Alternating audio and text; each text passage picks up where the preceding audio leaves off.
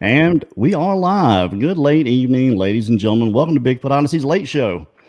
I'm Kerry Arnold. With me, as always, the co-host of the Late Show, Mr. Bradley Hatcher. How are you, sir?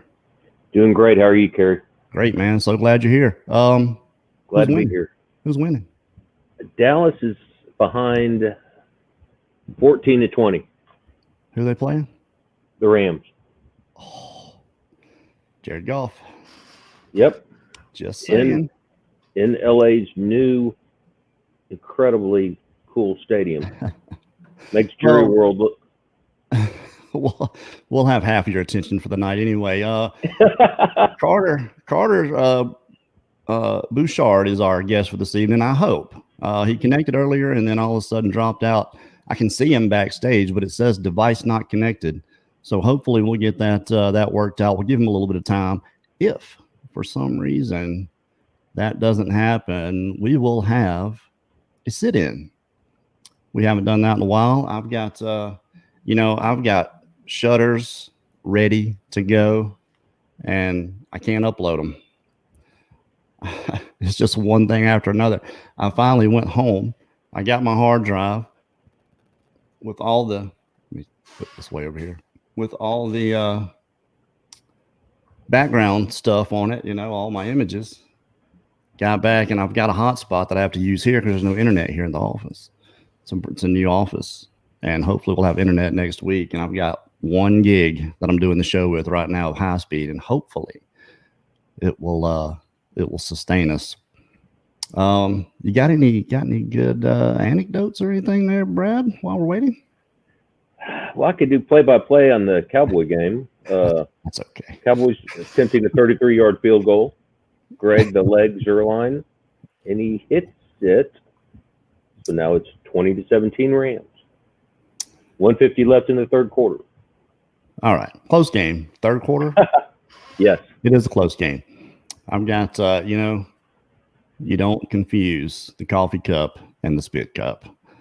It's ooh, I've done that before. I've been pretty fortunate, but how good is Keurig? Now they don't sponsor us, but man, they need to. That's just a totally invaluable device. Trying to come up with a little something to talk about, and hoping Carter can hurry up and make it. Like I said, we're still showing him backstage. Oh, the camera working. There he is. Yeah, that's my emoji there. Take me or leave me, yes. Okay. That is fancy. Is your stop camera on the bottom turned on? No, it's every time I hit start camera, it just it defaults back to this. Okay. Well, I guess we just won't get to. Went back again. Device not connected. Carter is the man of mystery. This is what happens when you work without a net, ladies and gentlemen. Which is sometimes this happens. And I am zero help. Well, I mean, I'm not the technical guru here, but I did do here's something you guys can check out. You might enjoy. Oh, he's a whole new link. That's it. Oh, that's dadgummit. What, bro? Let me do this. Let me send him another link.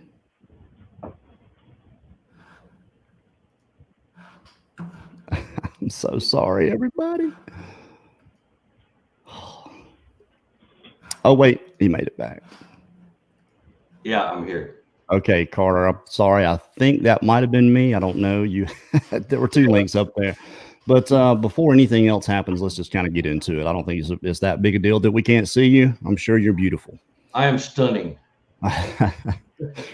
So you've been a researcher for a while. About how long? Oh, about 11 to 12 years. 11 to 12 years with BFRO. I was on my own for a year or so before that, just passing interest. Then suddenly I got bit real hard, and here I am. So you are with the BFRO? Yeah, I am with them. I've been with them for about 11 years. Okay, well, I'm sorry to hear that. Yeah, I have to. I'll tell you what, it's getting that away. I know. The BFRO does get a bad rap sometimes just because they kind of they're selective, let's say, about what they, the encounters that they put on their site. We're not going to sit here and bash on the BFRO, but guys like yourself become researchers for them, and you become the face for the BFRO. And not all you guys act the same, think the same. You've got a lot of information, especially in your book, and I wish we had it to show people, but I'll be sure and put links in the description for people that can get it. And there, like I said, guys like you that have a lot of information, but still have the wherewithal to call it your opinion and your theory, unless it's science. The thing about science and figuring these things out is you always guess first. Yeah. And then you go through this process of trying to pattern your guess and validate it. And I know you've done a lot of that, and we're going to get into that stuff. Let's get a little bit about Carter Buschardt. Before you became a Bigfoot guy, what did you think that these creatures existed? Did you give them even a thought? Yeah, I did. I mean, just like many other people, I watched the Leonard Nimoy show, and that brought it to my attention. I had other situations, events in my life, paranormal, that were not Bigfoot related, about the age of 8 or 9. So at that point, I kind of knew there was something else in the world, something else going on, and why they're not telling us, I was too young to figure that out. I kind of get it now, but I firmly believe they existed. As soon as I saw that, it just, there was nothing about it that told me fake. They didn't have the technology back then. I knew that, and it like many people, it got me going. That was it. When you say they, who do you think they are? They is in government. Oh yeah, government. Yeah, government doesn't want us to know. I mean, the paper and mill companies, the lumbering companies, I don't think they want us to know. Department of the Interior, special interest groups, logging industry. The list is very, very long, and so any time I start laying that kind of stuff out, I always, and in the book I put it several times, the opinions in this book are not those of BFRO or anybody I know in BFRO, because I want to distance myself from that, because that's sort of an ultra conservative type group in the long run. Yeah, it's all over your bio, so you might want to check on that. Yeah, I know. Well, it just kind of gotten this way in the last year for me, So. Yeah, this is kind of funny. I sent that to Brad, and he was like, "He's a BFRO guy." like it's a stigma, it's such this bad thing. Brad's like, I was like, I don't think he likes the BFRO. He's like, okay, because it was like the very first thing on your page, It's a dirty word. Well, I got to give credit where credit due. That's where I got my info. So I was just trying to be a big boy about it, but.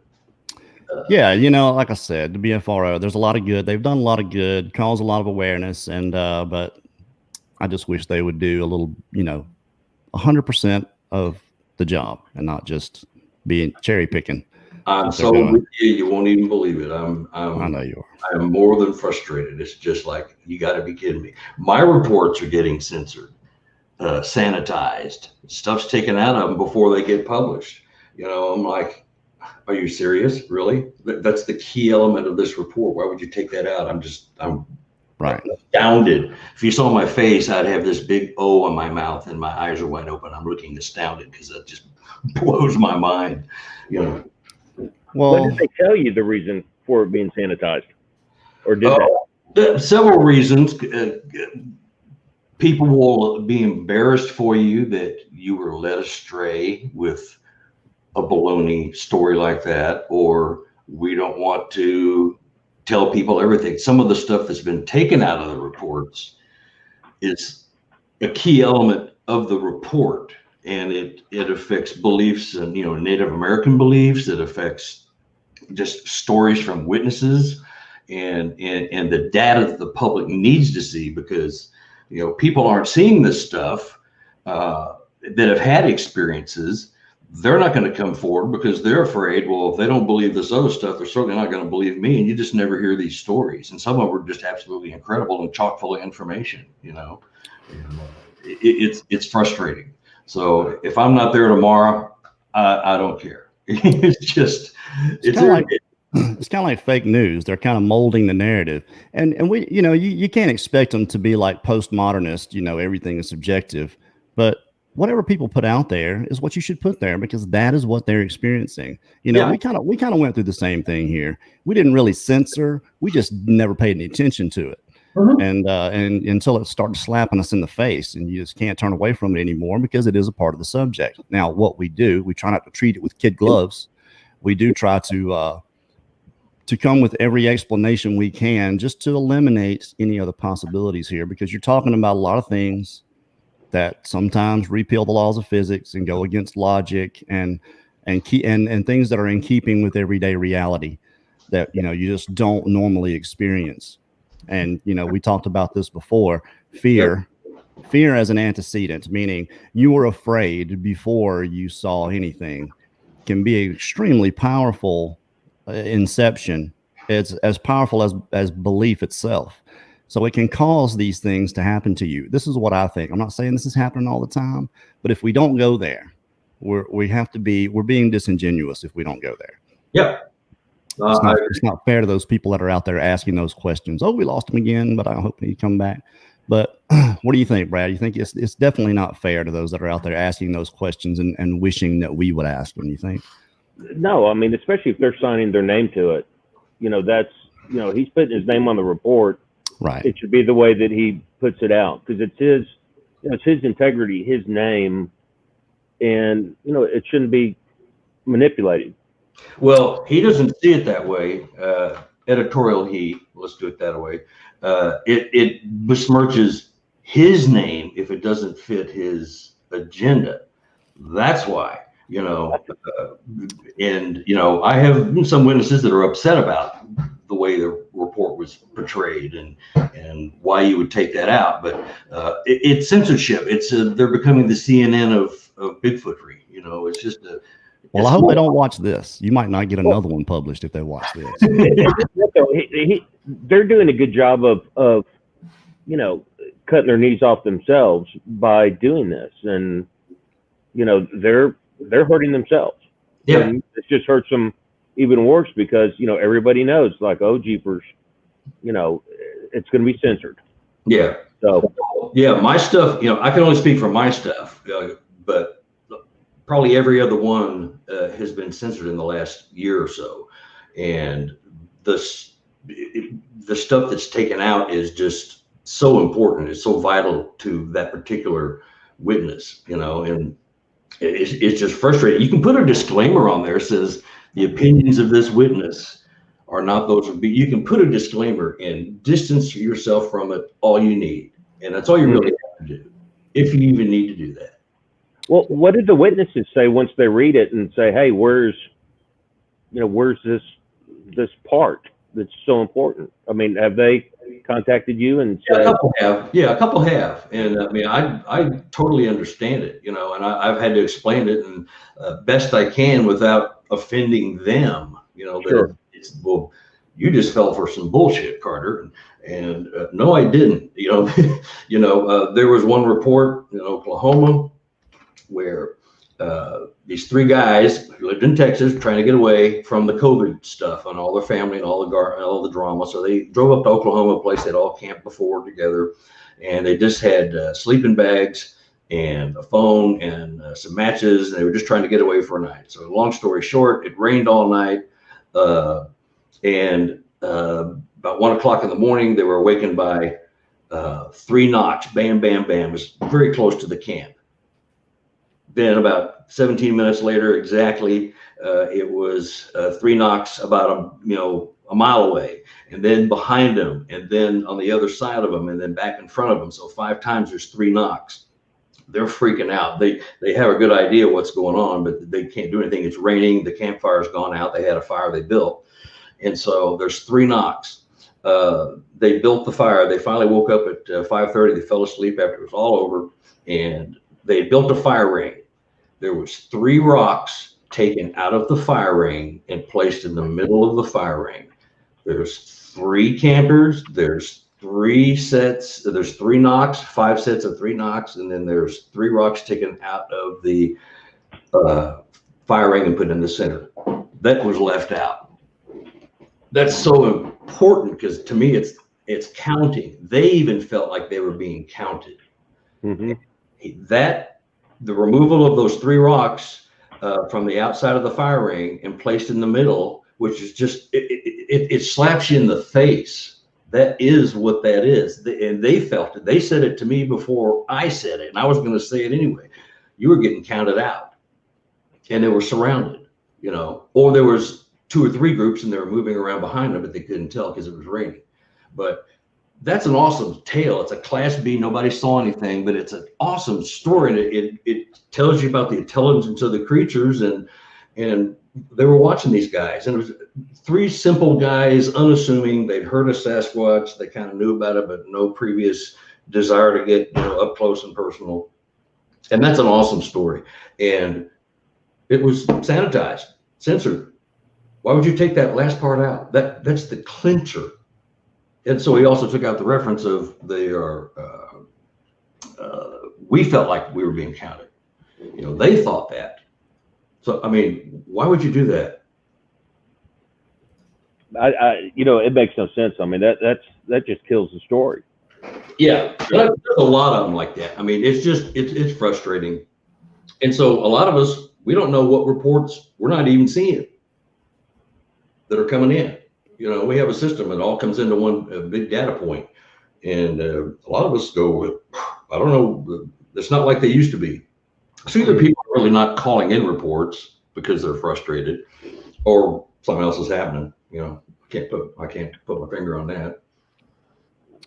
Well, do they, when your report gets censored, then do they not give you, is it any correlation to the reports that you're getting or the assignments or anything of that nature? No. Okay. No, we pick what we want, so it goes into a big database. We can all go on and just assign that a report to myself. I work a 4-state area, and so I Arkansas, Oklahoma, Missouri, Kansas. And so any report that's in your neighborhood you're familiar with, especially, you assign it to yourself and try to work and get a hold of the witness. So we can assign stuff to us. Nothing is assigned to a person. Sometimes you'll get sometimes somebody they'll call you and say, hey, would you work this report in South Dakota, for instance? I got a call and they said, work this report because I need to get it worked on, and nobody's hopping on it. So every now and then you get a call like that. But no, you assign reports to yourself. Whatever you want to do, you take them. Now, Carter, are they just omitting, or are they changing things too? I have a feeling they're omitting. There's just a sudden lack of reports coming in. And a lot of times we do go in and all investigators can go in and start deleting stuff that's, Class C, or it's obvious pranks. Kids get on the computer and, call in, Bigfoot take my grandmother out to dinner when I wasn't looking. You get weird stuff all the time. But it's fun, but it takes up time, Sure. And sometimes you just go through there and clean stuff out. We all have carte blanche. If you see something that just looks ridiculous, get rid of it. Classify it and put it somewhere else. So that could be happening. But the reports aren't coming in like they used to. I'll just leave it at that. It's very frustrating. We used to get flooded, and now we're just not. So frustrating. I got a feeling I know the source, but it's just, I think the public is not real happy with us, personally.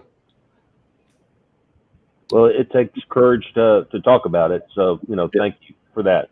Well, I appreciate it. And I'll be a former BFRO guy tomorrow. You will now, especially if they watch this. Yeah, well, I'm not concerned about it because it's been coming, and I'm about to just blow a gasket with the frustration. I mean, I print off a report every morning. My wife, I'm censored another one and another one. Well, like I said, the BFRO has been good for awareness. They've been good for awareness for sure. Mm-hmm. But we're going to digress for just a minute. And I want to talk about your book. Now, we have a kind of a rule about books here. We don't mind pushing anybody's book, and I hope everybody buys it. Was it like $6? But as long as there's information in it, you and I talked about this earlier. You make the distinction. when it's your opinion, it is your opinion. You're not trying to push these facts, but you have discovered these patterns of things. Let's talk a little bit about what you've discovered, especially with the stick structures. Yeah, there's several areas: the counting, the stick structures, and I've got some really heavy duty habituation stuff going on right now. It's just incredibly fascinating, you know. But there are patterns to behavior. There are patterns to the reports I've taken, and I've spoken to, I don't know, 250 people, 300, whatever. At least 25% of those are telling me things that you used to not even hear. Now you're hearing them, and you're hearing them, you know, 1 out of every 5 times. Well, there's something to that. That's a pattern, you know. However abstract, quantum theory like it is, it's a pattern. And those people, very few really are yanking your chain. You know, you talk to them long enough, you can interview them 3 or 4 different ways and get a bullshitter real quick. So, I mean, that's a pattern right there, you know. And I've had the Squatches counting. I know they can count. I know the structures are language. The more elaborate ones, I say from 5 branches on, are very elaborate. In the book, I've got some incredibly elaborate structures that almost feel, when you walk into the area, it's almost like a sense of reverence. It's just weird. You're in an area with 5 or 6 structures. They're all very uniquely different. They're all in one little area where you can tell this was an area they live, not just hung out. They lived here. And some of these, you know, when you get the book, I'm going to send it to you in the morning. You'll see them. They're so ornate and complex. It's not like the 25 logs leaning up against a tree. This is some intricate weaving, and but that's a pattern, you know, and people don't notice that. So that's a pattern when you see it. And I've got a lot of photos in there. I've got probably 1,000 photos on my computer. So that's a pattern, and they're talking to one another in front of us, and we don't get it, you know, because a lot of people don't notice, except people that are into the Squatch world. And then when you see them, well, who has the time to try to decipher them, you know? Right. That's a pattern, you know, and they're speaking. We talked about that today. You shared your thing up in Nebraska. I mean, and I've heard chatter. I've heard all kinds of stuff, and that's my reality. You can't take it away. That's your reality. You can't take it away. It's a real. So that's a pattern. You're hearing things now. The things you used to dismiss. You know, what was that? It must have been a raccoon or an owl or whatever. You hear a noise you're not familiar with. You blow it off. Yeah, but there are patterns. There are patterns of behavior at my habituation sites, which are very active. And some of the stuff that's going on there, it sounds like a Hollywood movie. It sounds so off the wall, but it's going on. You know, I thought it in the back of my head when I talked to the folks, but when I get out there, I'm going, holy crap, you know, this is ultra cool. And this stuff happens to people, and they don't even think about it. My habituation folks, they I go to Walmart, I walk the dog, I went and got some groceries. Oh yeah, Bobby saw a Sasquatch this morning while he was walking the dog. They don't even think about it. It happens weekly, if not more often, but you know, they just don't think about it. Oh, I forgot to tell you, I found a footprint. So those are patterns. They're so ingrained in the behavior and the existence of them on their properties that that's a pattern of just live and let live. They're there every day. And so you hear that from enough people, that's another pattern. You know, you got to put it all together. Now, I'll you know, if I'm no longer with BFRO, I'll miss the access to those reports, but they're coming in fewer and further. And what I'm putting, it's not really worth the effort. So I work with the people I get, and I'll get some others through other sources. You know, I got a feeling that they'll take your money and you'll still be a part of it. Now, what I do want to get into, and I want to remind I know what you weren't here for the pre-show, but so just there are kids watching, so just kind of keep that in mind. We can talk later. Well, and just remind everybody in the chat, keep it clean for us. We do appreciate it. There are kids watching and reading, so we do appreciate that very much. Our moderators are the best moderators on YouTube. I want to get into, just give us a summary of what this book is about. Well, I've got one chapter. Ron Moorhead was kind enough to do some commentary for me in here. So Ron Moorhead's in here, and I've got one chapter on quantum physics, which I'm just now beginning to understand some of the tentacles of it, but he's the go-to guy for that. And, quantum physics is basically a theory that, things that are unusual can be proven by math, but the only way you can disprove them is by math. You can't just say, oh, that would never work. You have to it's a scientific, but it's a different branch of science. So physical science is not even in the ballpark. So I've got a chapter on the quantum abstract theories with Ron and myself, and we've taken some very unusual reports that you'll never see on BFRO, and you probably not see them in other places because the people would want to be private. And some of the things that they've mentioned. I've got 5 or 6 reports, some of my favorites from BFRO over the last 3 or 4 years, some ongoing stuff, and some really eyeball to eyeball stuff from a couple of hunters, and the structures, knocks.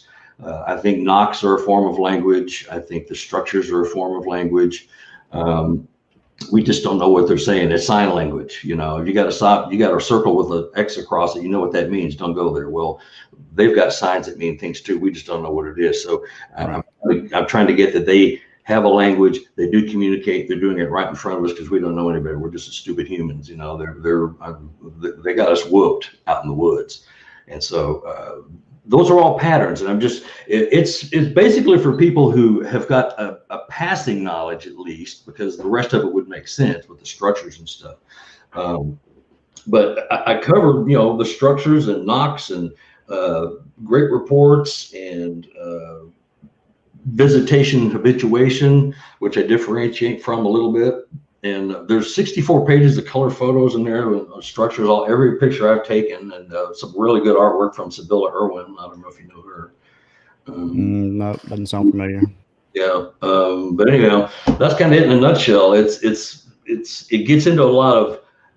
I don't fart around with the Patterson-Gimlin and the precursor to where we're at now, because everybody and their mother knows that. So I just kind of jump right in and start talking about theory, because the answers we're getting aren't good. So we have to start considering outside the box thinking, and that's what it's kind of all about.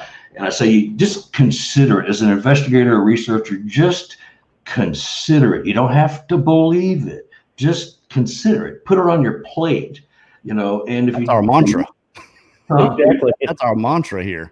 Well, no, really. And I've got to think it's an analogy to a Brussels sprouts. You don't like Brussels sprouts, but put them on your plate. Maybe you'll snack on one and snack on another one, and maybe you'll get to liking it, or maybe you won't. Discard it later. But as a research investigator, if you're really researching and talking to these people, you got to consider everything you're saying. I know guys that just eye roll. They junk reports at the slightest mention of an orb or a UFO or cloaking, anything. I mean, they just roll their eyes, and the people think how you feel if an investigator is talking to you.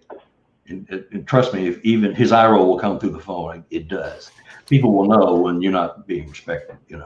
Right. And we do always say that here. You don't have to believe it. You don't have to try to force this into your paradigm. All that we believe anybody should do is expand what you believe is possible. Yeah. And if you do that, then you can arm yourself with this information. You're not dismissing it outright. And, you talk about physics, and physics being the study of matter and the dynamics of quantifying those dynamics in the natural world. Quantum physics being energy and at a molecular level. What do you think the mechanism is there if they're using quantum physics? If it's at the quantum level, what do you think the mechanism is? I know Ron Moorhead has his theory on that. What do you think it is? Vibration. I think it's a vibrational thing. It could be infrasound has a part in that. I don't really know. I don't see why you would need both. You would probably use one or the other. Can they bend light if it's a daylight thing? Can they bend the light with their hair follicles? There's some DNA studies that are out there that are telling you kind of what they are. And others are being poo-pooed, which I get. That's science. There's everybody's an enemy in this world on this subject. But I think it's a vibrational thing. We are aware of 3, maybe 4 dimensions. Science will admit to up to 11 or 12, or at least possible, if not more.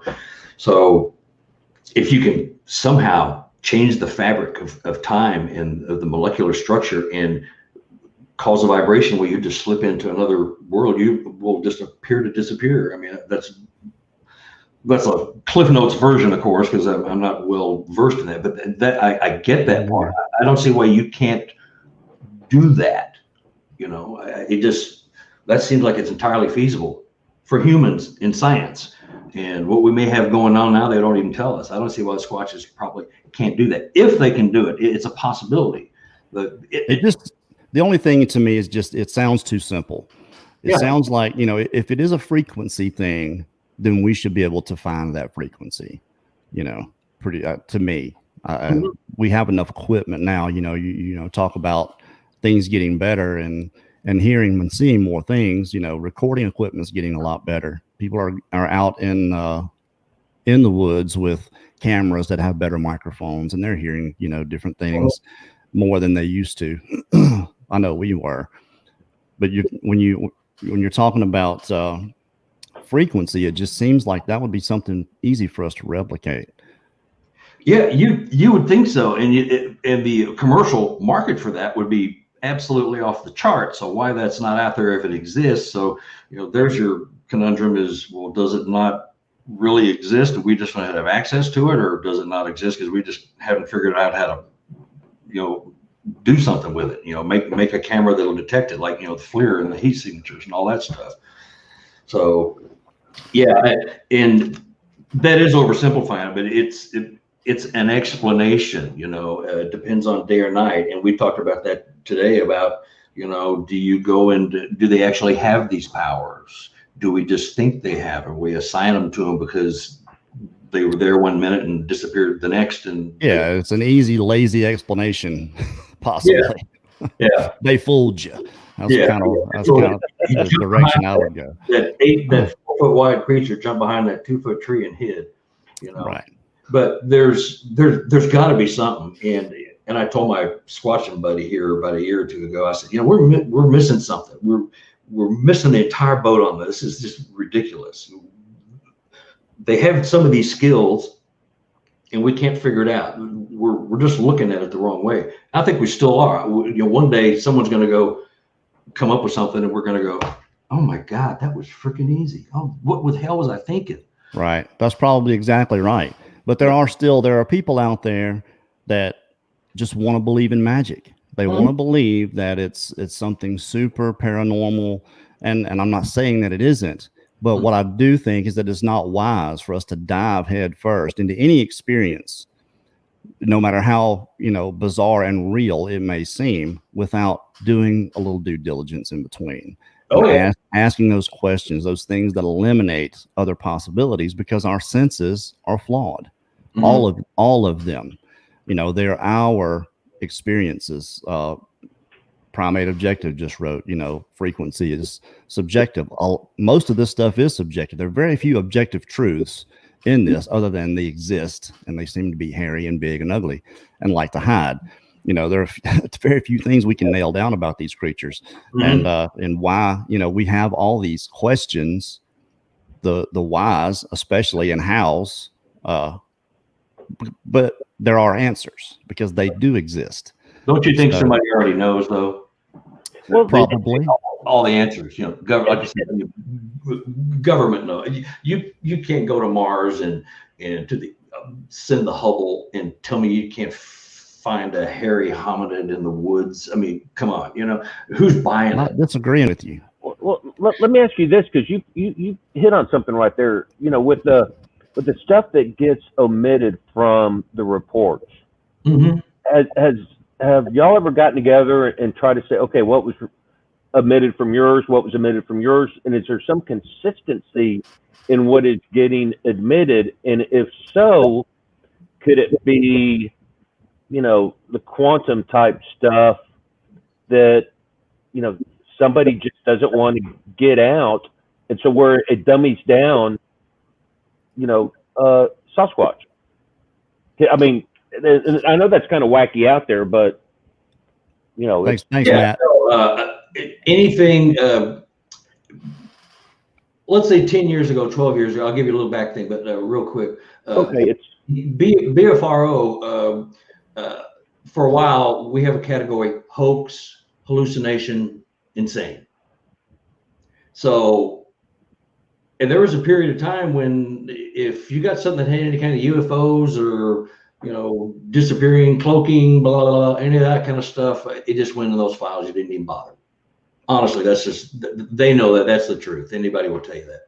So, and then they relaxed that because people started talking. Well, all this stuff started coming up. And I'm hearing a lot of this and I'm hearing a lot of that. We got to maybe, look at some of this, and they even had me looking myself for deleted reports. I took the top 10 areas, top 10 states with reports and looked at the deleted hallucination, insane, hoax categories. And there was so much there. I would have had to create a whole other program just to log. There was just so much of it. So a lot of it is the paranormal. A lot of it is language. I had a report where a woman heard the Squatch call her a nickname that her husband called her when they're working out in the garden. That was taken out of the report. What? Why? Yeah, that makes no sense to me at all. And let me say this right quick. I don't want people to think that I don't think that these people are experiencing what they're experiencing. Especially the ones where there's 2 or 3 people seeing the same thing at the same time. All I'm saying is we're not doing our job here if we're not eliminating other possibilities. Those people that are sitting at home watching, asking these questions, wanting just so they can eliminate it for themselves. We have to ask these things. That was all I was saying. Just want to put that out there. Yeah, no, it's the stuff Brad, to get it short, the stuff that's taken out or left out because they don't want to, and I can only guess why it just doesn't take up, but it would be anything paranormal, language other than screaming and howling, cloaking, orbs. Eye shine is kind of okay. If the investigator can differentiate between eye shine and eye glow so that the person reading the report understands the difference, then that kind of gets a pass. But it's just frustrating. It's just homogenized to the point of being like a Boy's Life magazine instead of True magazine. It's just you get my analogy. It's just frustrating. I totally get it, because like Carrie and we discussed this a couple weeks ago about where a lot of the stuff that we hear, I always say I put it back in a file, and then if I might hear somebody else talking and it triggers that. And it just makes you wonder. I mean, I'm not a conspiracy theorist, but when stuff keeps happening consistently, there's obviously a reason and a specific reason. Mm-hmm. If it was me, I think BFRO wants to kind of be everything to everybody, and you just can't do that. I mean, you have to be something that's offering something that people want and have a thirst for, and be honest about everything you put out there. They may not like it, they may not believe it, but a lot of people be transparent. You're here. They don't. Some people don't right like here. Bigfoot anyway. They don't believe in it anyway, so it's all a bunch of hooey. So scratch those people. But for the people you're trying to reach, you just can't. You can't try to be everything. It's like somebody's running for office all the time in BFRO. It's like they're just trying to be everything all the time. You just can't do that. We do that here, Carter. It's all about the experience. Doesn't matter what it is, whatever you experienced, it's going to be on here. The only thing that we don't really like to have on here are the people that only have opinions, and it's all their opinion about the paranormal stuff, or even just their opinion about Sasquatch. We get into that stuff anyway. Mm-hmm. And that's important that we do that, because it's all we got. If we're going to keep the subject going, we have to speculate on these things. But no one's coming on here if they haven't had an experience or done some kind of work, actual leg, foot work, paperwork, whatever, like you've done. Yeah, I've spent more money than I need to on cameras and thermal gear, and I've put on so many miles. I've say I've got 85 reports or so published, whatever it is. I've probably met a third of those people. I've driven because I have the luxury of, a job that let me go meet some of these people and go squatching with some of them and go to areas near their house and go to I don't go to any place where they had a sighting expecting for another sighting. That's ridiculous. But you get to the atmosphere and you get to the spot and you can move on from there and figure out somewhere else to go. But I've put so many miles on my car, so much field time. I'm thinking of probably going to one of my spots down in South Missouri in the morning. I think I'm just going to get up and go. My wife said, "Go, get out of here," because it's calling me. But you have to go talk to these people. You have to go out and be in the field. I've got a lot of areas around here. You gotta be in the field. If you're just a keyboard warrior, well, that's just ridiculous. Half the stuff you get to see is fake anyway. Right. If it looks fake, it might as well be, even if it's not. Yeah. Here's something I was kind of wondering what you thought about. There appears to be an extremely diverse range of behavior, the way these creatures look from one coast to the next. There are researchers out there like yourself that go out and they collect information. Mm-hmm. And there's a researcher here on the West Coast and they're collecting this information and it's good. This is what they're experiencing. Okay. Mark Abel does this. He gets a lot of good information on the area he's in, but a lot of times it doesn't correlate with what someone else is getting here. What do you think the reason for that is? Is it just this creature's different everywhere you go? What do you think that is? I think they're different in different areas of the country.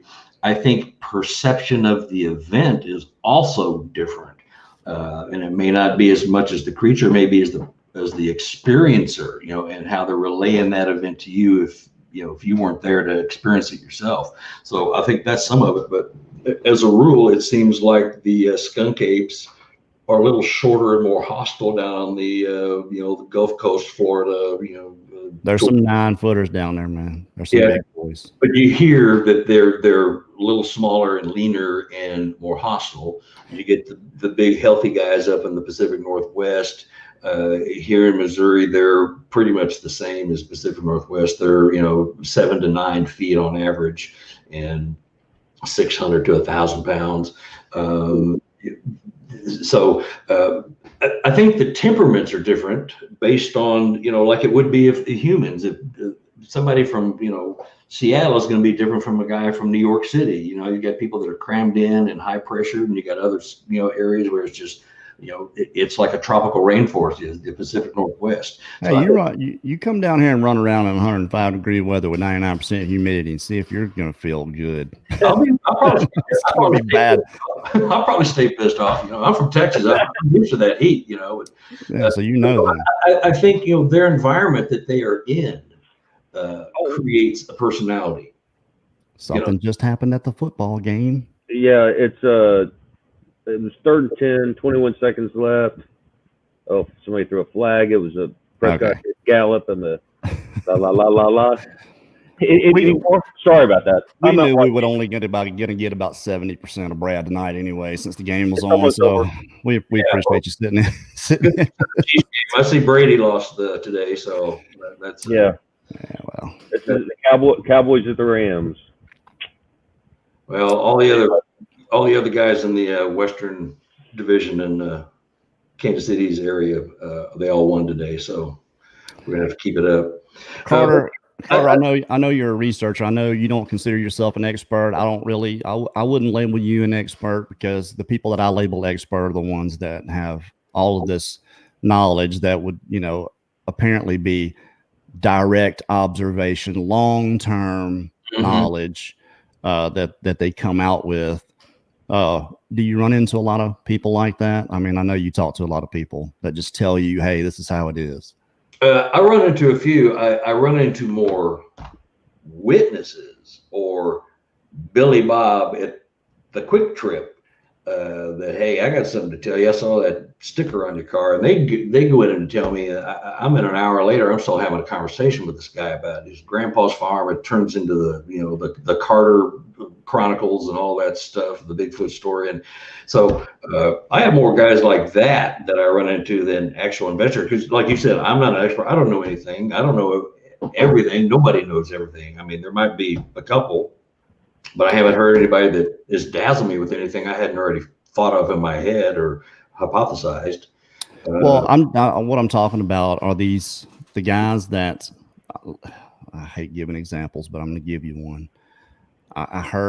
This is what I heard the other day, and it was a guy was talking about Justin Smeha. You know who that is? Yeah, I know this. Okay. Well, what he said was, I know Justin Smeha was telling the truth because I asked him if it was on all fours or if it was on two legs. And Justin said half and half. And when he said that, I knew he was telling the truth.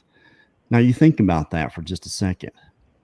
What would it take for anyone to know that juveniles, adolescent Sasquatch, spend half the time on 4 and half the time on 2? To me, that is a direct, long-term observation, and then make it this ubiquitous, all-encompassing thing that this is because even if give the benefit of the doubt, someone did observe one doing this for a month or however long, and for whatever reason didn't film it and show the rest of us that they did do this, could they place all this on the rest of them, and then not only that, use it as a validation for someone else telling the truth? These are the kind of things I'm talking about. These guys that come out with all these facts, these things that they know that you just, if you think about and use a little critical thought, you just don't know how they could possibly know it.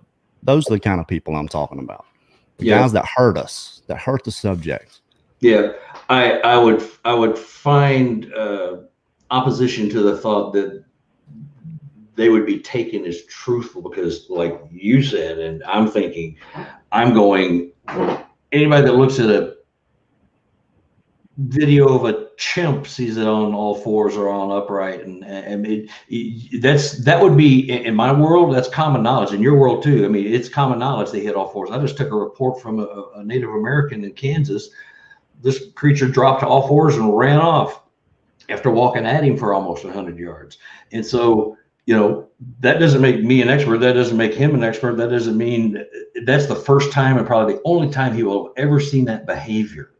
And so he would never say that is a fact. I've seen it, but doesn't mean that's always the behavior, Right. Because, and he said it ran faster than I ever saw anything run in my life when it got down on all fours.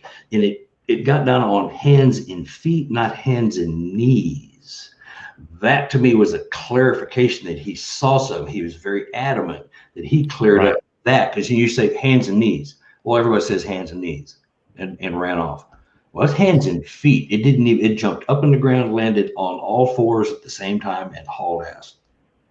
That's an observation of a real thing. He's a military guy, did 3 tours in Afghanistan as a Native American, and that is an observation of a real thing. And he can tell me, but that's not a fact to him.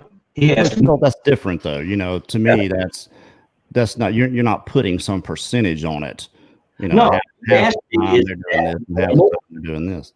I said, well, I understand it's normal. I have not ever seen it. I've taken several reports just like yours where they jumped down on all fours and ran and just disappeared in a blink. So fast. So if somebody says that's a fact, it's not a fact, and it's only not a fact because here's my thing: we have to create our own science. It's not a fact because science, quote unquote, says it's not a fact. It's not a fact until they say it's a fact. So we have to make our own science. If we have enough people to tell you these things, that's worthy of serious consideration, and we can call it a fact, because enough people have seen it. Some investigators have seen it. I don't know any, but I know they're out there. So we have to create our own science, really, I think, because we're getting blown off every other way. Yeah. Anyway, I was just going to say that you know, I always like it when somebody says, in my opinion, this is what I saw. But when somebody says, you know, this is it, this is, you know, this is fact, this is what Wikipedia, this is blah, blah, blah, you know, right away, it kind of makes me go, eh. But that's just me. Yeah, well, the only fact, I've seen them, I know they exist. So that's a Sure. fact, I've seen it. Other than that, it's all supposition. Other than Kerry mentioned he knows a couple of guys he considers true experts, and that's No, great. I don't. But they call themselves experts. Yeah, When I give the expert label, that is not a good thing. Trust me. Yeah, It's not. know it all. But you know, even if somebody, you know, knows, you don't know everything. The thing you think you know today until we actually know, it could be turned on its ear tomorrow, and you're no longer an expert. Right. That thing you thought you swore on your baby's behind that was a real thing, that's unequivocal, that could be disproved with a body on a slab. And sure, but even with a body on a slab, to me, this is just my opinion. We should treat this creature as a person, as a type of people. they are with an emotional intelligence, sentient, not like a group of deer that are a slave to their stomach, to their instincts. You know, that if you you know, the behavior of a deer in, you know, a white-tailed deer in Canada is going to be pretty close to the same behavior as a deer in South Mississippi. You know, because of these things. You know, they're not self-aware. These creatures appear to be self-aware, and just like any other self-aware being us, the only thing I can think of, you can teach dogs to be self-aware, but they're going to be different. That their life and the things that they come across in their life, I mean, unless, you know, outside of the immutable characteristics, the things that are born in them, you know, obviously will be the same. They like to hide. They're hairy. They're big, you know, for the most part. Yeah, they got cartoon fast. They are the things that we can nail down. Yeah, but all these other things just seem to be different. Yeah. Well, they are a people. They are beings, and they're so much like us. It's bizarre, except for the physiology. And so you're looking at, they're fascinated with families. They have their families. They're fascinated with women and children. And they, because the women are the, you know, the life givers and the nurturers, and the children are the young and innocents, and that they are drawn to that. I've had so many reports of people where they're watching, well, the kids are out playing, so they're watching the interaction. They're watching what kids do. There's that story about Dora Bradley. I don't know if you've heard about that one, where she was kidnapped many times and taken across the street here in Missouri, and she played with little Sasquatches many years of her child's life, and she thought everybody had one. She never even talked about it. She thought everybody had a pet Sasquatch, but they're real people, that they're drawn to humans. They know, if you look at them, you know, just a few DNA points, and that could be you.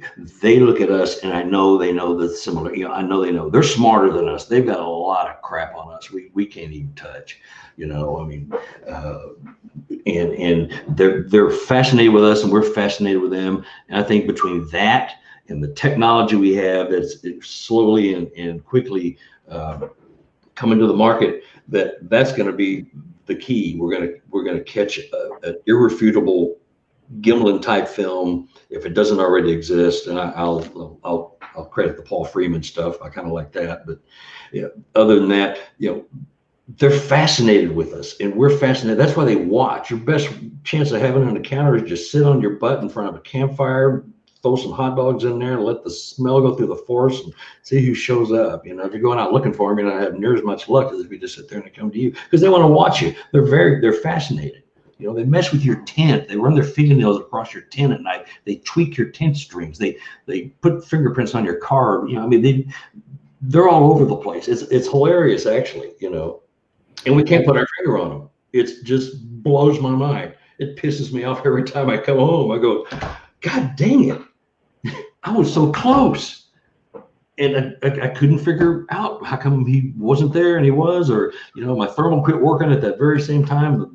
audio recorder shut down right when everything started and started back. What are you kidding me? You know, what are the odds of that stuff happening a lot? So they got stuff going on. They're fascinated with humans. We're fascinated with them, and it's just a matter of time. And you know, they are more like us than anybody wants to believe or admit.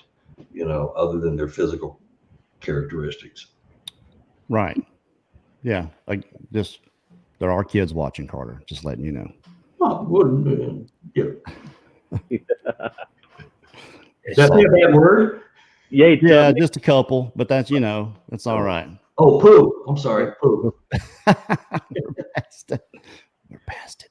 Well, see if I could see the comments here. It says I'm in the show. It says everyone can see and hear you. That's what I'm looking at on my screen. So you should be able to click in where you can see the comments, but we have some young fans of the show. I understand. Well, I have to be a good boy. Dixie Dobbins. So we know she's watching. Mm-hmm. Bentley Bennett, we know he's watching. He's 10. I think Dixie's 9. So that's all. We don't try to keep it family around here, you know. Talking about monsters. One thing you hit on, Carter, that I think is interesting is when you said that, you know, the audio equipment, you know, you're starting to hear, especially with YouTube and the internet or whatnot, a lot of consistencies in a lot of people's stories. And I'm saying it seems like, and I'm making quotations. You know, when you, I mean, what's your take on that? You know, the consistencies. Well, with audio stuff now, you know, batteries, you know, fail, they run out. You could have a glitch in your system. Could be electromagnetic something or other that nobody understands. There's a glitch. It's just electronics. But then there's the stuff, you know, when you're recording and you know it's recording, and then what you're recording everything comes except what you were really after, and you heard it. It was recording. Your recorder was on, and then suddenly it's not there. And I was talking to Carrie about that today. I had, you know, an occasion to record some gibberish, and I was recording it. All of us heard it. You could hear us on the tape talking about it. Then when the gibberish, we said, okay, let's be quiet. Listen. There was just a hum until the exact moment that I know it stopped, and then everything was recording all over again. I don't know how they do it, but that is just, I don't believe in coincidences. Stuff like that. That's maddening. That's just maddening. Yeah, it's maddening. And you go, how did you do that? Was it infrasound? Did you interrupt the charge? I mean, you know, why do you not come up on trail cams? And I think they probably can't smell and hear the electronics of batteries. You know, if you're that in tune with your surroundings, that's why I think they can stay away for so far, because they know these little things. And when you put a trail cam up, it's like sticking it in your living room. You're going to see as soon as you walk in the front door. Well, in an area they frequent, and I put up trail cams, you know, if you don't, you'll never get anything, but the results are almost the same. And that trail cam, they don't go anywhere near it. And sometimes it'll be tripped and there's just a blank spot. And then, you know, 30 seconds later, there's another photo. 30 seconds before, there's a photo. The one in the middle, nothing there. Black. Here's something, and forgive me for interrupting, but Good. do you ever try to put up trail cams to try to force them into an area? Yeah. Yeah, a couple of times, and sometimes when I'm out, I'm out and I found a hunter's kill that they left, or they kind of butchered it and left the carcass there. You know, I'll put trail cams on sort of what I think would be a path, especially if it's a game trail. They avoid that. You know, they avoid it. I just don't get anything. And that's what I mean. Like if you want them to go a certain way and you know that they avoid them. And like, let's say they sense it, you know, they're skirting the outside of it, and then bam, they don't sense it. And you know, maybe then they sense one, you know, 40 feet away on the other side, to try to focus them into the area without trail cams to, you know, try to, you know, get lucky and catch them that way. And you know, these are thoughts I think about in the middle of the night, or, you know, whatever, but. Yeah, no, I've done all sorts of weird stuff. I've dug a hole and put the trail cameras in the ground facing up by a cooler, by a tree where you could be watching my tent. You know, I've put them in the coolers. I put them up in trees looking down. I mean, and they just seem to avoid it. Maybe, you know, the whole thing is, honestly, I think they're probably watching me put them up in the first place. If you want to know the truth, I think half the time they're sitting there watching, go, ah, yeah, stupid human. Okay, here you go again. Well, I've got my own little theory about the hair, and it was just a thought after watching the thing with Mark Zasky and M.K. Davis, what they'd done with their hair samples, putting them under a microscope and shining a light on it and just seeing how it behaved. It was just almost like the hair came alive.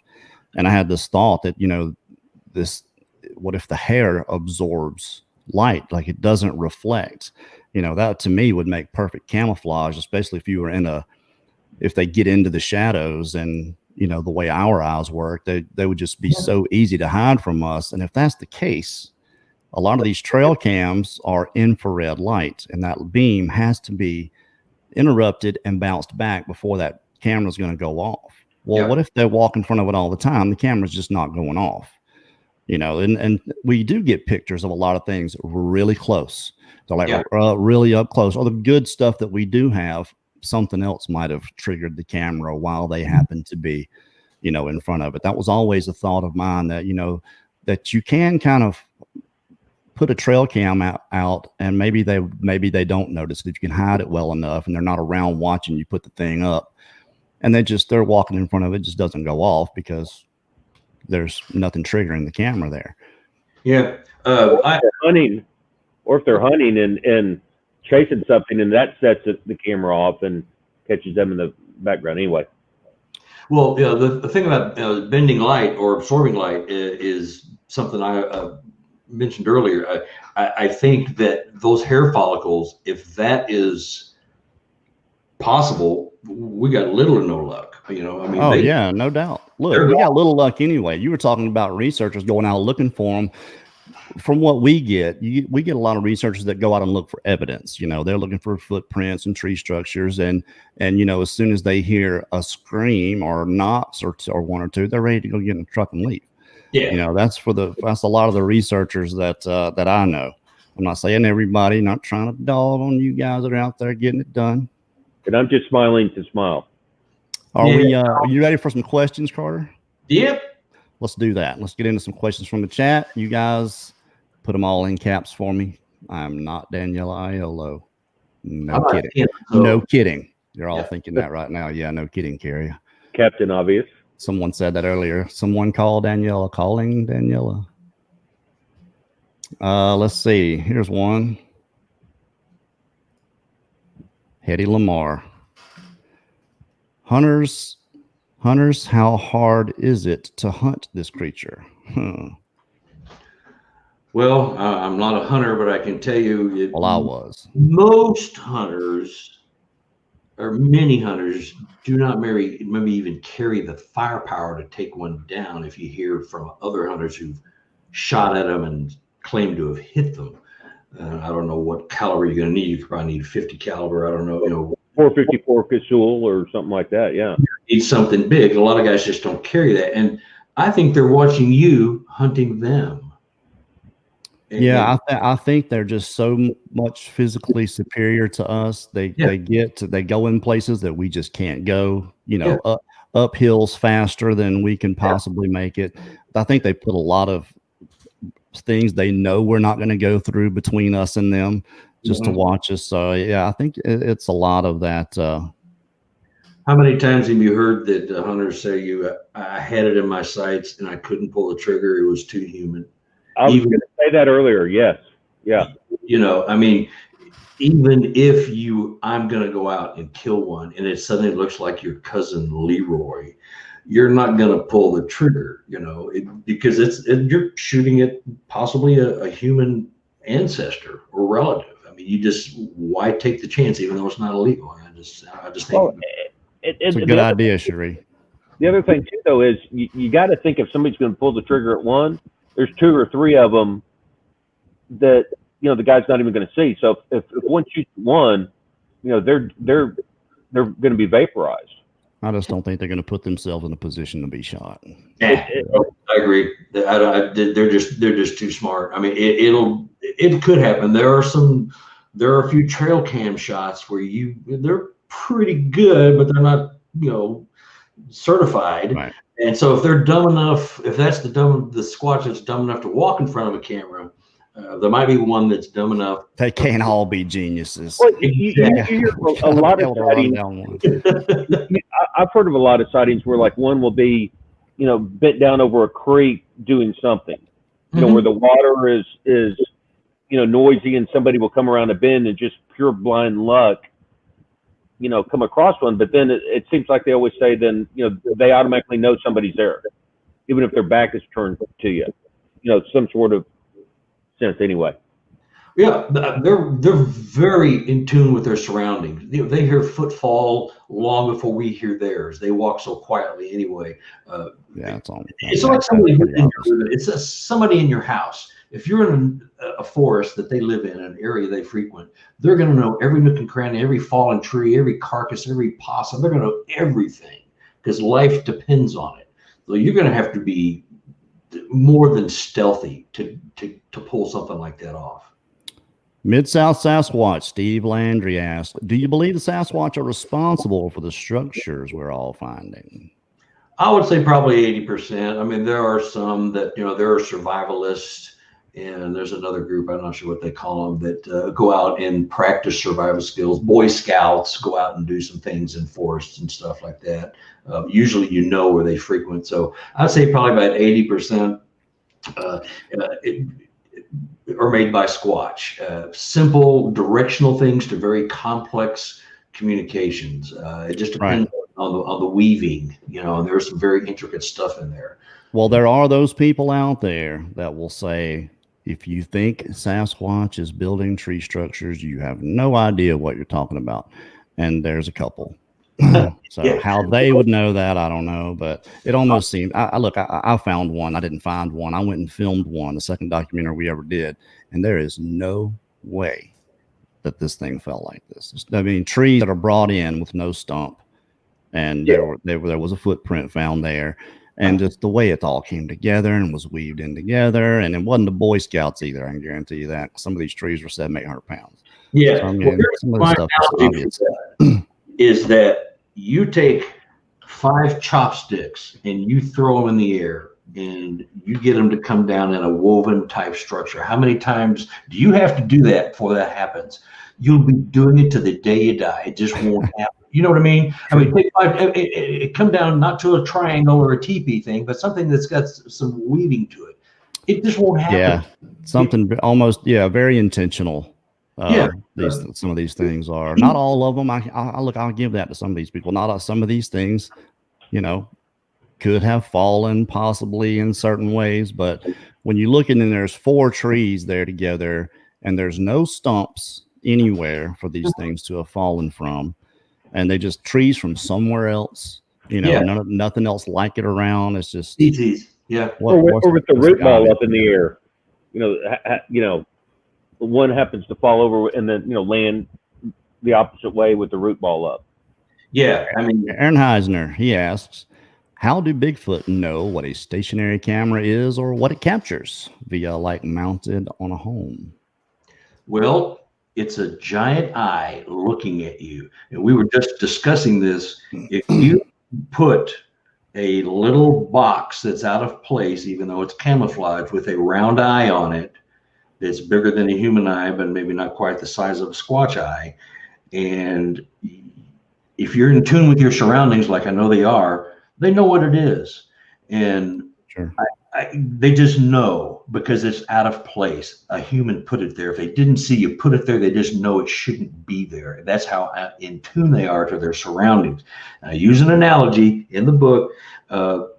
Native Americans and Sasquatch, when Native Americans first had their pictures taken by white men and reporters and soldiers, they thought they were stealing their soul with this box with an eye on it, and they avoided the camera. So if Sasquatches and Native Americans have a symbiotic relationship going back tens of thousands of years, that thought train could continue, and maybe they know that way, or maybe they know because they know their surroundings. Just like That's a good analogy. Go ahead. I was just saying that was a good analogy. Yeah. Are y'all losing me?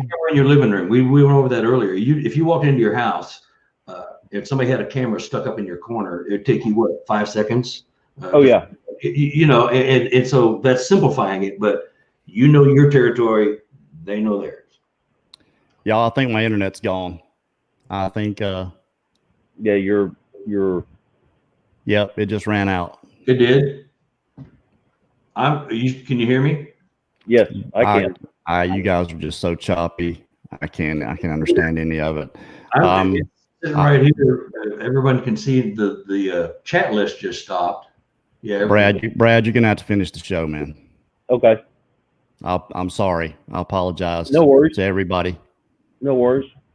Glitches. The Squatch know we're talking about them, and they're screwing with their electronics.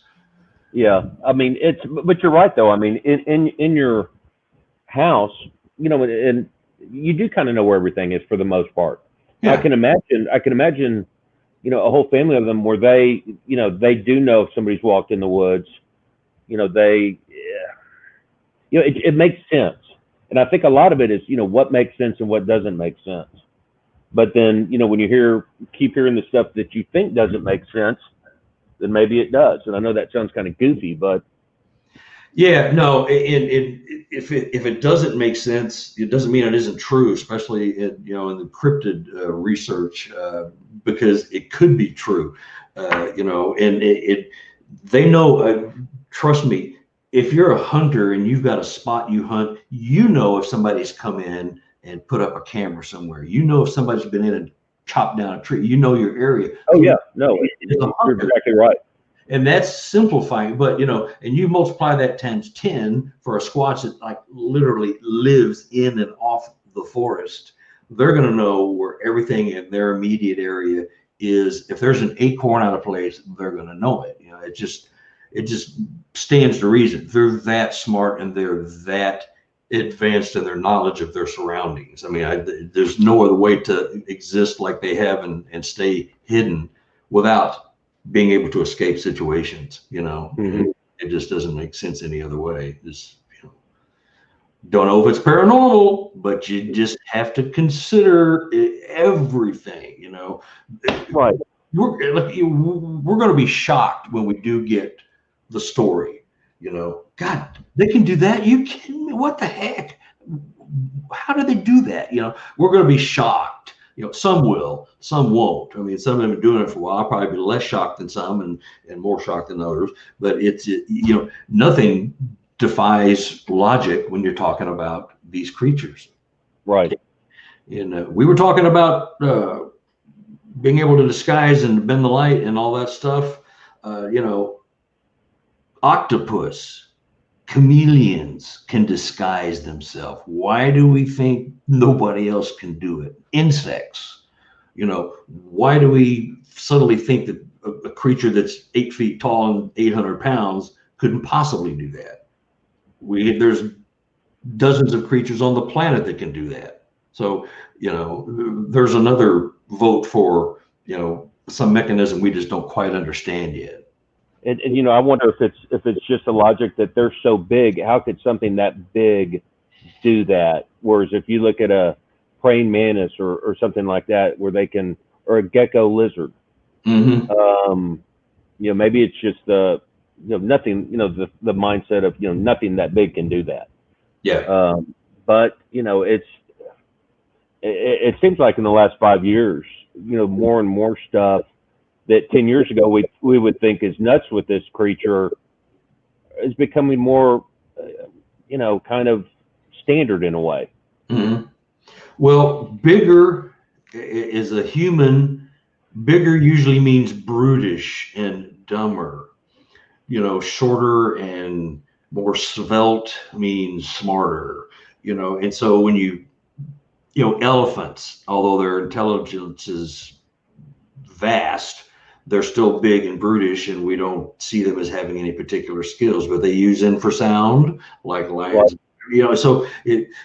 But I think as a human, we just equate a big with a brutish person who just knocks over trees and scratches their armpits and makes weird, and we don't equate any kind of sensuality, as in sentient, and any kind of power, skill set, mental skill set, abstract, quantum physics type thing. We don't attribute any of that to them because we're superior, Right. And we've grown up being superior, right? Yeah, yeah. Heck, I don't think till the Big Bang Theory came on that nobody, a lot of people didn't know what quantum physics was. Yeah. But with that being said, what's where do you think we're going to be 5 years from now? With researching and what do you think is going to happen in the future? I think within the next 5 years, I'm thinking maybe sooner, only because of technology, that we will be battling the government and the lumber companies and the paper companies for the amount of forest we allow them to have in without being bothered by humans. I kind of hope that's the question, because then we'll have some answers. We may or may not have gotten one on a slab, but I think we'll know what they are, and the proper people in power, scientifically or otherwise, governmental or otherwise, will get behind it and go forward and admit they exist and get us the knowledge we all seek. Look what they've done with UFOs. They vilified people. They embarrassed them. They denied them. You're crazy. It's swamp gas. It's a weather balloon. You're out of your mind. You're hallucinating. You're a crazy person. And now, oh yeah, they exist. Yeah, it's like, oh, by the way. Yeah. It was on page 2. Yeah. And now it's back page news, and and the government's promising a couple of serious revelations about the Tic Tac videos and some other things, and we've yet to see it. But they may be just throwing us a bone. But I think it's going to be the same thing with Sasquatch. But the technology is going to you can't deny this for a whole lot longer, because if we create our own standards, our own science, our own standards by which we accept certain things, I think we'll get a lot further, and we'll impress those that are in the power to accept our stuff, and we'll suddenly have some allies. Right now it's divisive and so horrible. It's divisive, and they do the same to us as they did with the UFO people. Just make horrible fun of them and say it's you're just seeing things. It's a bear, it's a deer, it's a guy in a suit. Okay, whatever. Yeah. Or this guy's brother does costuming and for Hollywood or stuff like that. But that, and then it brings to the point, I'm sure you heard, with Mount St. Helens, supposedly there's a whole bunch of wounded, dead creatures found. Yeah. It makes you wonder what's going to be going on with California, Oregon, and Washington now with these wildfires. Is everything going to be toasty, or what do you think? There's no way there could not be some collateral damage, and as advanced as they are, if that fire surrounds you, like so many people have described their home, in a matter of 2 or 3 minutes, we were completely surrounded. We had no way out. We had to drive through a wall of fire. Well, these creatures can't survive that unless they've got a cave system. They can't survive that. And there's got to be some collateral damage. We may just not hear about it because the thirst for knowledge is so bad. They probably go way out of their way. Look what they're doing with everything else going on in the country. It's just, it's a sleight of hand trick. Well, let's show some more damage here, and we'll ignore somebody saw, helicopters carrying off a big net full of Squatch. Right. Because we can't admit that. No. We got other things to do. We got an election in 3 months. We got stuff to do. Well, and then it's interesting that a lot of people that were there, or on their deathbeds or whatnot, are finally saying, screw whomever, doesn't want me to say this. I'm going to say, what can they do to me? I'm, stage 4, whatever, or So it's just interesting that the more and more you hear people coming out with that, it kind of loosens up a lot of other people's tongues to feel comfortable about saying it. And then in turn, people, it's not as, the ridicule is something that is not so prevalent. even though I think the ridicule in some instances has moved to the orbs and the paranormal and stuff like that. But the Bigfoot, it's kind of, it seems like it's normalizing a little bit more recently. Well, the more you deny they exist or sanitize reports or just delete things altogether, that's the only thing that's going to slow this, because people that are having these experiences still need to know there's a belief system out there. It's just stagnating us if we can't be honest and put the stuff on paper that people are telling us. There's some nuts and kooks, yeah, and we have a way to find those out and categorize them, and you don't see them because they're obviously ridiculous. But 80% of the stuff coming in is like hard evidence, good stuff. It's like nice. It may not be like dynamic and earth-shattering, but it's good, solid stuff.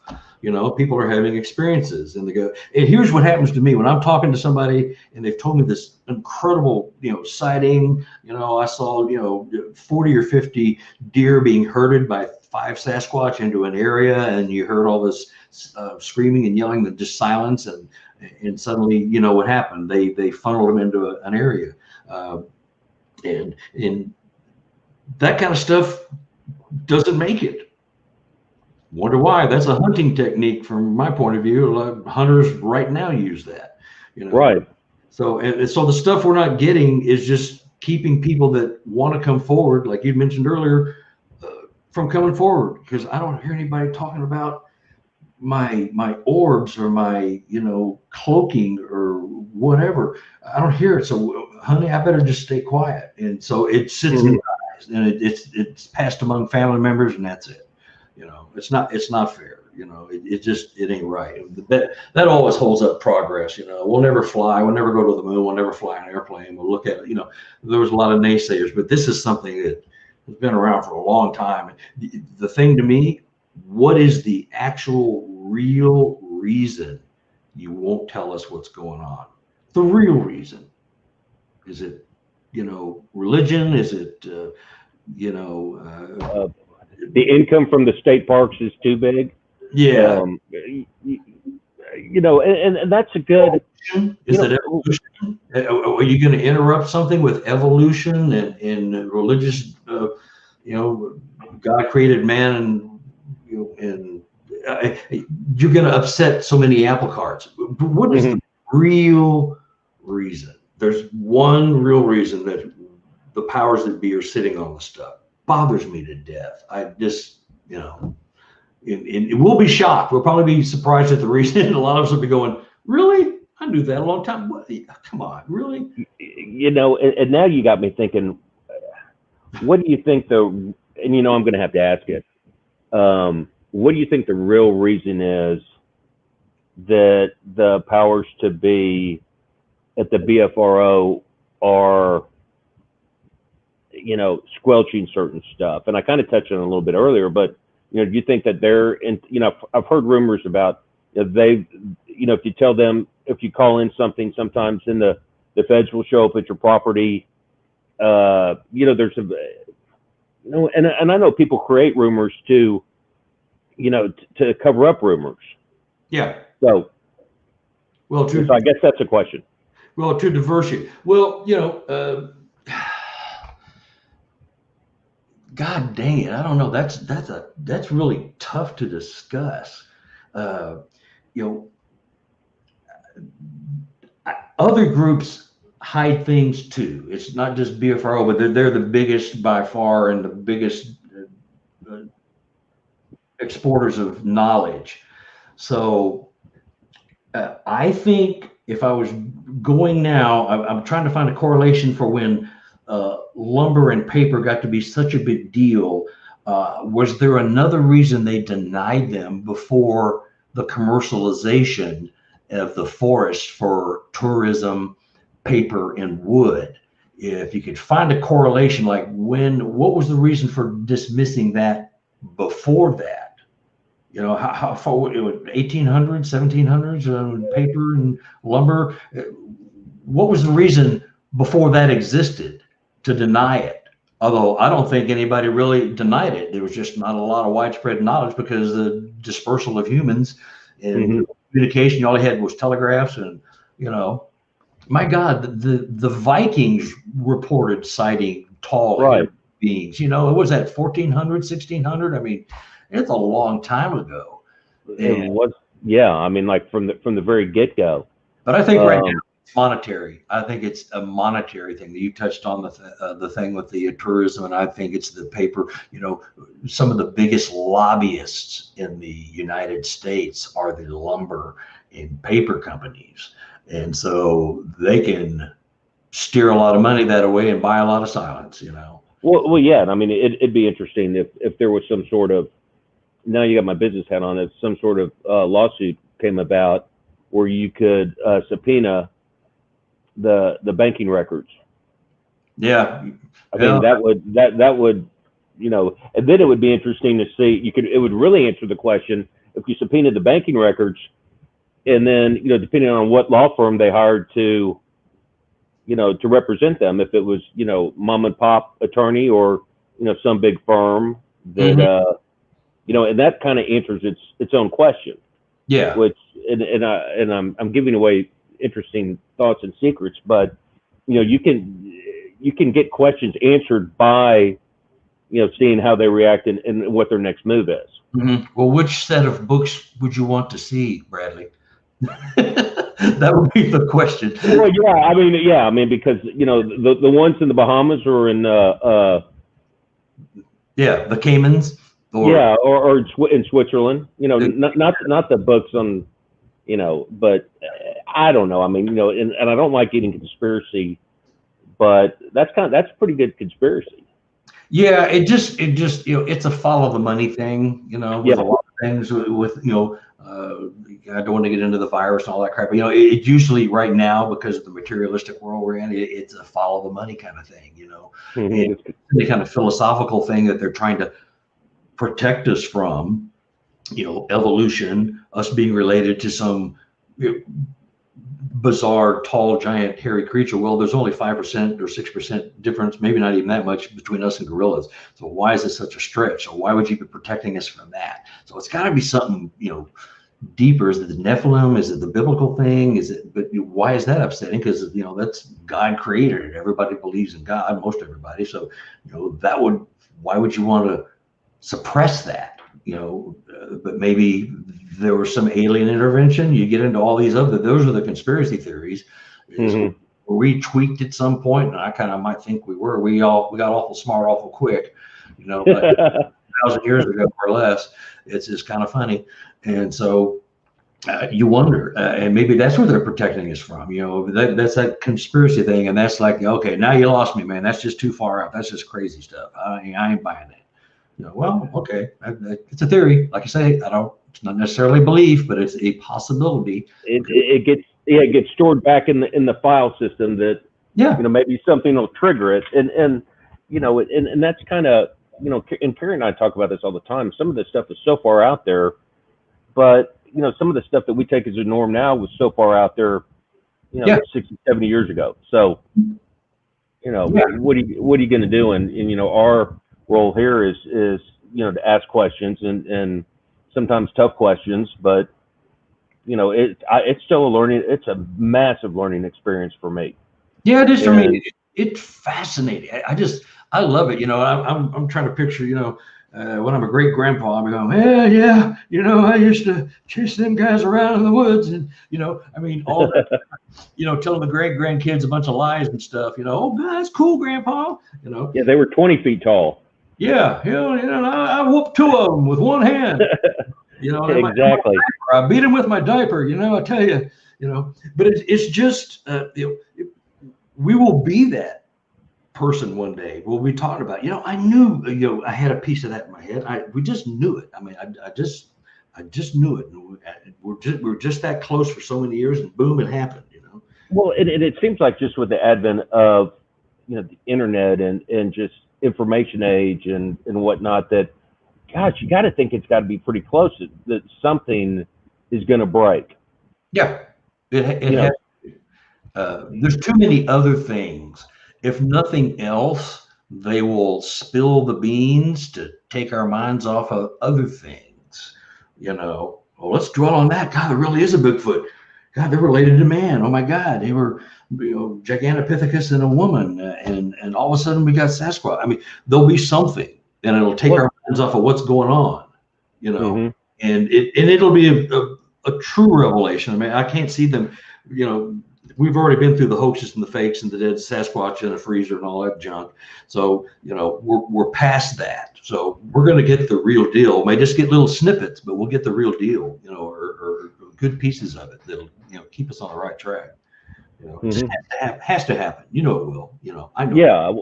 Well, yeah. It's just, I mean, if they drop, UFOs on page 2, that, oh, by the way, yeah, they're real. How about those bears? Yeah.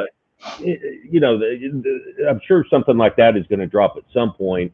Yeah. But there's a lot of people though that are, trying to stake their own claim into this field, and and it's just more commonplace, and that will make it interesting just to see what happens. I mean, where do you and I think I asked this earlier, but since Carrie internet went out, I'm diverging. But 5 years from now, I mean, hopefully, I mean, what do you think the next big break will be?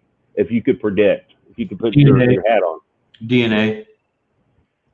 I think there's already DNA out there. It's just being rejected, abused, vilified, made to look stupid. And I'm not going to name any names, but I think it's out there already. Right. Yeah, we know who you're talking about. And it's not fair. No. And here's the deal with evidence of any kind, but I think DNA will be a big breakthrough. If you're not the first, you're going to make fun of it. You're going to put it in a category, because there's, in this bit, there's so much jealousy and backstabbing in the Bigfoot world. It's just, it's like more so than I ever would have thunk. Huh? I said more so than I ever would have thunk. It's mind-boggling, and I don't know if it's social media, or if it's because of it, or if it was going to happen anyway. If that's how it is in the scientific community, if that is how it is, I don't want to be a part of it, because that's, everybody has their pensions they want to protect of the scientific community, professorships and their tenures. I get it, but grow a set and get out there and go on a limb, write a paper, endorse a paper that was written, endorse part of it, something. There's got to be a guy that's tired of the baloney. There's got to be a guy in the scientific world. Meldrum's the closest we got, and he's got a tiptoe because he's a professor at a college. I mean, he's more out there than anybody else. And I still go back that in my book, the crux of the thing is we got to respect the witnesses. We have to listen to everything. We got to give them respect. We got to give them the no fear of ridicule or persecution, and that comes from their inner circle more than anything else. We got or their family in some ways. Oh yeah. Yeah, Bob. Hey, Bob, this is my cousin. You don't know him, but yeah, hey, Bob saw a Sasquatch. It was had green eyes and it had 14 tongues and horns, and yeah. And old Bob likes the pot. Yeah. That's the way my grandparents would say it. And so that's the thing. We got to listen to if we encourage that, I mean, there's other factors too, but if we encourage these people to be coming forward and protect their identities, which is not a big deal, but listen to it, put it in your vault and access it or not, but let them get it off their chest, because by that you're going to get the evidence that might lead to a body or a skeleton or just a hand or some part that was washed out by a riverbank. Who knows? It's all going to be a mutual effort from hundreds of people. But if you start treating, the witnesses that have these sightings, which some of us, You know, I've had 3 nighttime sightings. I have never had a daytime eye-to-eye sighting. I've never seen one in the day, which is really irritating. Not that I know. So we're going to find out, you know, from these witnesses that are having these things, these common, regular guys fishing, men and women fishing and just hanging out in the woods, and walk right through my camp. Oh my God. And somebody, and I'm saying this in honor of Kerry, I was going to say a word that is the same as somebody's going to get twisted off enough where, you know, and that's going to happen at some point. I mean, at some point it's just, and it already kind of is starting to happen. It seems like, I mean, you're starting to get a little momentum built, and, you know, it's the, you know, people are rebelling a little bit when it comes to this subject, and the people making fun of me, or, you know, people are starting to give their names when they didn't want to do it. It's fascinating, and it's, oh, by the way, this is the first time I've ever done one, a show without Kerry on it. So there you go. You're doing fine, Brad. I would have never known it. Well, you're very kind. But it's, you know, and I'm a hunter, so I've always have thought about certain stuff like this, and you know, it's just interesting, and it's fascinating. And where can everybody find your book? I have, it's on Amazon on Kindle. So you can go there, Sasquatch Evidence of an Enigma. If you saw me, I'd be holding up my book with a real cheesy pose. And here's the dog bowl instead. So there you go. There you go. Yeah. And on my website, I don't do the Amazon because it's all color. It's 200 pages, so it's all glossy. It's all color. So it's way too expensive in my mind to sell a Squatch book for 200 pages for $32, which is what they want on Amazon. So I just off my website, it's $22 plus shipping, so it's a lot cheaper. And that is www.relichominid.com. relichominid.com. You can order it there, and just, you know, it's PayPal only. Or you can email me, sqexplorer@gmail.com. Okay, and Kerry will put, or somebody will put it underneath the area where you put stuff like this. Oops, sorry, I just dropped something on one of my dogs. So we'll get it up there, but I don't have the ability to pop up the big questions. So I think we're getting to that point. But also, one thing Kerry did, and I know he would want to say, is he had an interview on Bigfoot Quest that I guess was last Friday to check out. So if people are interested in that, that would be a good thing to check out. And is there any final words, Carter, or anything that you want to, you know, really nail home or hit home with, or any thoughts? The Cowboys lost, by the way. The what? The Cowboys lost, by the way. Oh, darn. I'm from Dallas originally, you know. You know, I used to we watched the Cowboys and the Texans for $5. You could pay $5, go to the Cotton Bowl and see either team. That's how far back football was not that big a deal. So I live in Dallas, so that's funny. 2 Dallas folks talking about Bigfoot. Yeah, I got a job, which as soon as I found out what it was, because I was a musician for a lot of years, so I really never really had a job. But I got a job once when they were building Texas Stadium, and the job I ended up with was strapping on a harness and walking up and spraying insulation on the rafters. I said, no, thank you. When that was going on. That's how far back I go. But yeah, I lived in Dallas for a long time. You know, I'm a Tom Landry guy. Okay, there is. Kerry just sent me a note. We have Scott Pace and Alex, I can't say the last name, Pettikov, coming in the late show soon, and probably going to have Mike Patterson from Sasquatch, Ontario, coming soon as well. So it seems like that'll be fun as well. He's a good guy.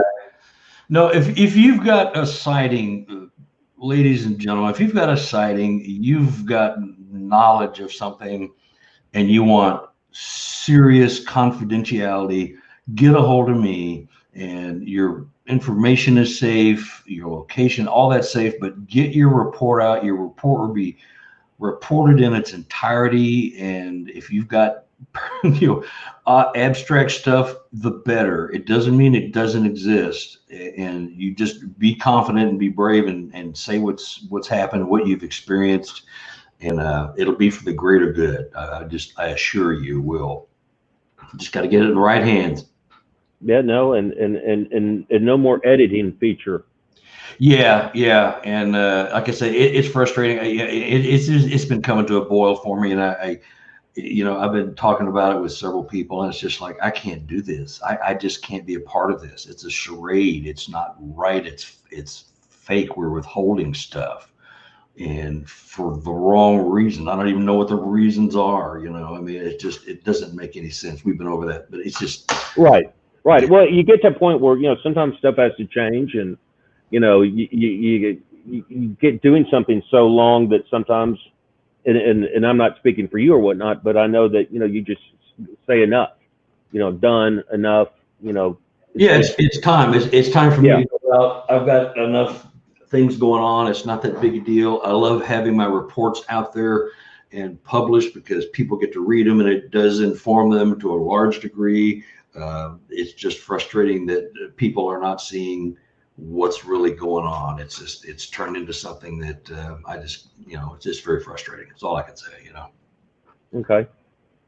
Well, anything else to add? I'm trying to think what would Carrie say right now. You might go with a joke. You owe my audience an apology for some of your foul language, and I greatly apologize if I said any. I know I didn't say a few certain words, so anyway. Well, I just saw your emoji smile when you said that, so it's my fault. Yeah, and my thing here says everyone can see and hear you. All my stuff. I mean, Carrie and I did a run through. This was working earlier. I have no idea what happened. And then he's got internet problems. So say there's something weird. Yeah, it could be. It could be it could be conspiracy again. Yeah. People, you never know. Yeah. You never know. But anyway, I was about to say just that's kind of an inside joke with Carrie, but I think this is this has been fascinating, and I think from your perspective is helpful because I think everybody wants more people like yourself to say enough is enough. Yeah. And I'm very happy to have met you and just to have heard you out, and I'm definitely going to get the book. Yeah. Well, get it. I've got plenty of them, and it's a good read. It's a little everything. I could have done it cheaper and put in black and white photos, but I can't see taking a picture of a forest and having it be black and white. Just doesn't ring. Right, of course. Some of these structures I got in there the intricacy, that's not free fall. You know it, I know it, Carrie knows it. You look at it and you go, okay, that's made. That ain't in nature. And like I say, right. Take 5 chopsticks. It's a great bar bet. I'm gonna take 5 sticks and throw them up. About 2 or 3 million times it might happen. You have to have wind and the gravitational pull of Uranus and all this other stuff affecting your sticks as they fall to the earth. You just can't. That stuff does not happen naturally. It just doesn't, with rare exception.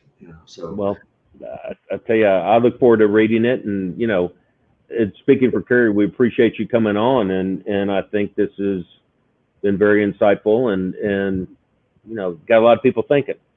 Well, that's always a good thing. Yeah, and I'll wash my mouth out with soap before I go on, and let's do it again sometime. I think that would be great. Specific chapters or something. So, all right, Brad. Thanks everybody. Thank you guys. Good night. We'll see you later. All righty. Bye-bye. Take care. Let's see if Carrie shuts it off if he can. Boom, boom. You don't want to hear me sing. Still going on.